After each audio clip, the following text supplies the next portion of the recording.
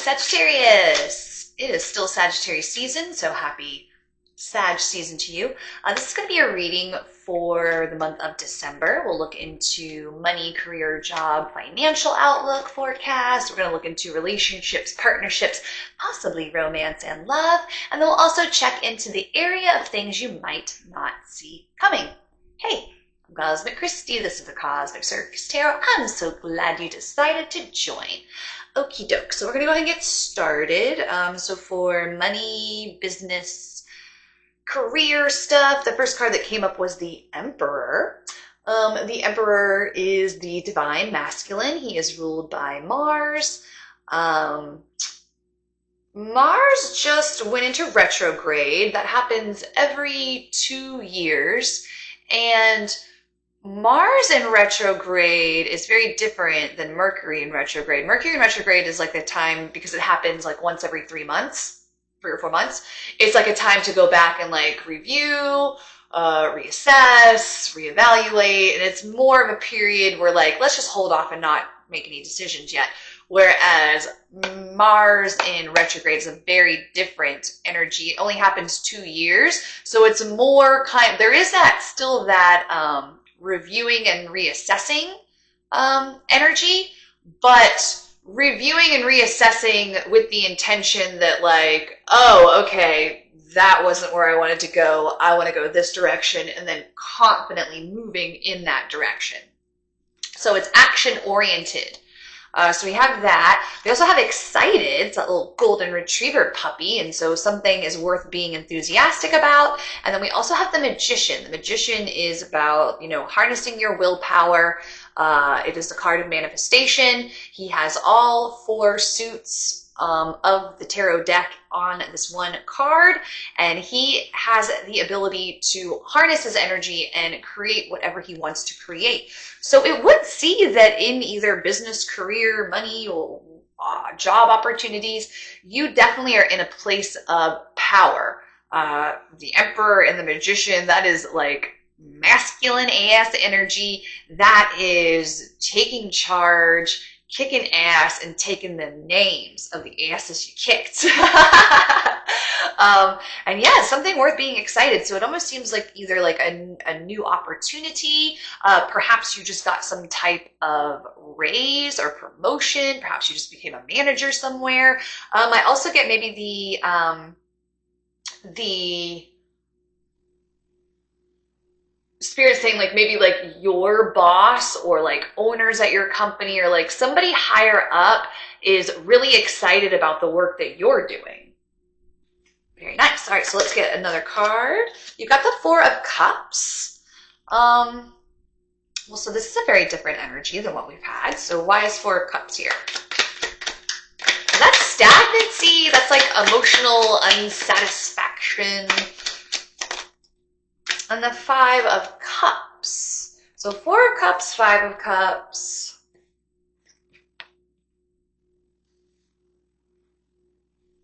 Let's see. Perhaps in the past, like you did feel that energy of like, I don't like, any of my opportunities coming in, I'm not happy with these. So you decided to consciously hold out for what was right for you. And you thought this is like the 5 of Cups to me is like the card of being down but not out. Like 3 cups are down, but you still got 2, babe. It's all right. It's all right. Keep going. Change is good. And you did experience some stagnancy, some changes that maybe possibly you didn't enjoy. But what's coming? We've got the Sun and the Ace of Pentacles. The Sun is a Leo card, but I usually just kind of depict this as whoever the reading is about. If the Sun card comes out, like this is you shining and just being the sun, like everyone is like drawn to you. Ace of Pentacles, new opportunities. So yes, I definitely see this 4 and 5 of Cups energy as something of the past, something that we are getting rid of, and we are taking this Magician energy, we're taking this excitement, like we are the Emperor, we are the Sun, Ace of Pentacles, new opportunities that we are moving forward on. So yay, Sagittarius, very nice. Up next, we have a card that says the Key. And then we also have the Eight of Cups. So the Eight of Cups is, you can see that there's that nice little row of cups there, but one is obviously missing. So the Eight of Cups is either, perhaps going on the search of what is missing or leaving behind what no longer serves you. Perhaps you're getting some insights about how important it was for you to leave a situation. Maybe there's a situation that you do need to leave. I'm also getting the energy of like,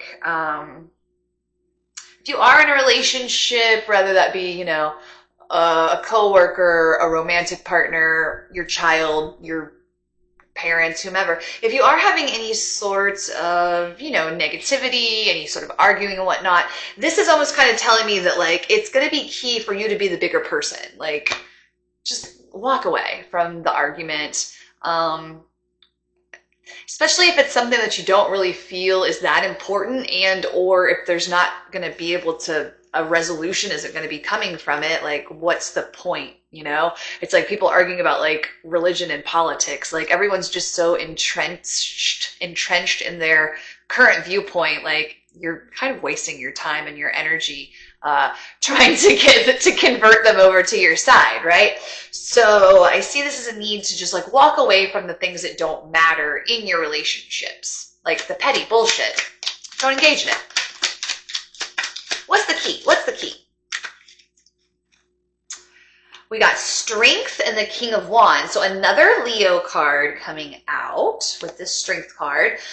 King of Wands is fixed fire. So that is Leo. Another Leo card. It could also be any fire sign. So it could be you, Sagittarius, could be an Aries or a Leo. So fire energy. And with that Strength card, if you can see it there, the lion's tail is between his legs. And generally, like anytime an animal has their tail between their legs, like they're not going to fight you, like that's like them being like embarrassed and like, submitting.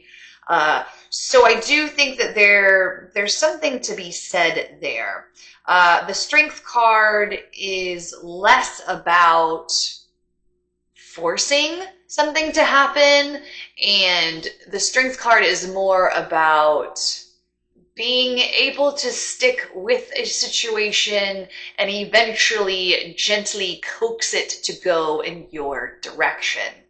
So I feel like, again, if there are any arguments in any type of relationship that you're having, like you really need to take this little angel who's taming a lion. You need to take on her energy.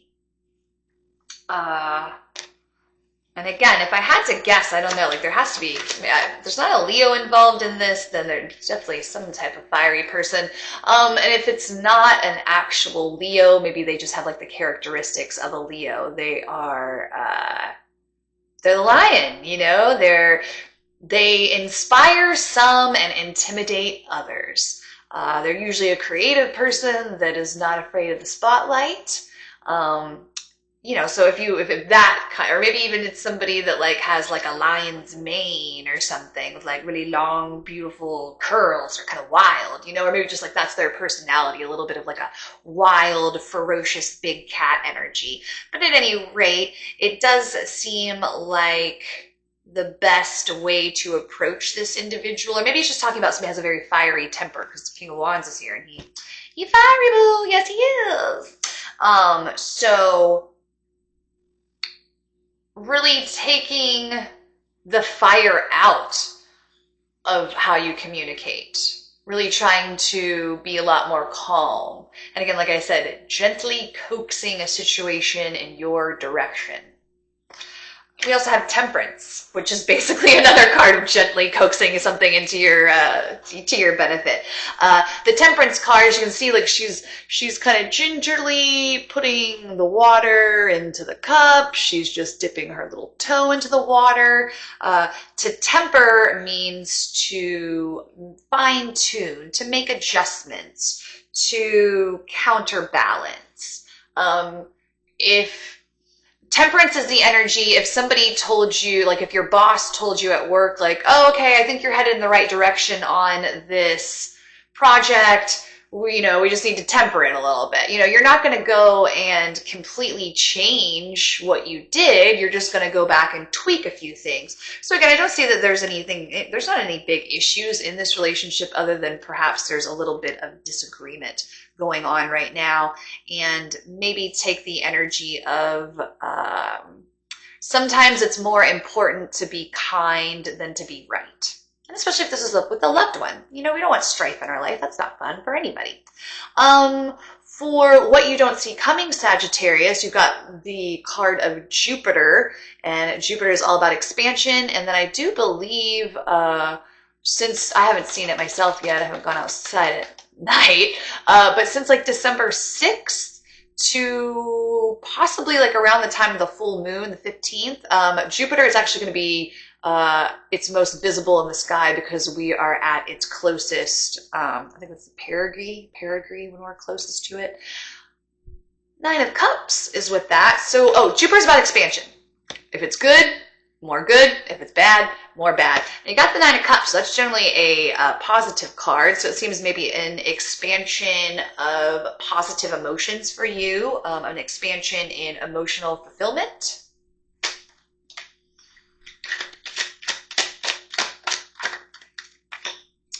7 of Pentacles. So the 7 of Pentacles is kind of that, it's the energy of like, where do I go next? What now? Like he's kind of sitting here. He's like, okay, I've got these 7 Pentacles. Is now the time to reap my harvest? If I wait until next week, is it possible? Could I have 10 Pentacles? Or conversely, if I wait until next week, oh crap, is it possible that I only have 2 Pentacles left? So it's it's kind of like a card of a crossroads. How does that tie in with the expansion of the 9 of Cups? 6 of Swords. Moving away from a situation,